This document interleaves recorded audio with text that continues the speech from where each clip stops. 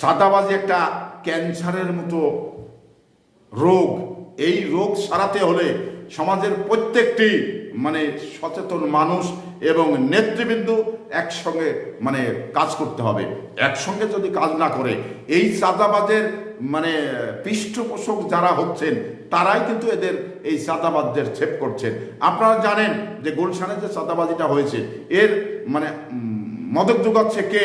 কারণ আজকের এই যারা ছাত্র সমন্বয়কের দল করেছেন, যারা আপনার এনসিপি দল করেছেন, তারাই কিন্তু তাদের এই পৃষ্ঠপোষকতা করছেন।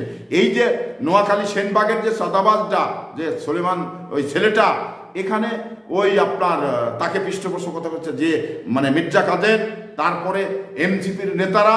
এখানে এই ছেলেটা কিন্তু বিভিন্ন বিভিন্ন সময় কখনো স্বরাষ্ট্রমন্ত্রীর সঙ্গে ছবি তুলেছেন, কখনো আপনার এনসিপির সঙ্গে ছবি তুলেছেন।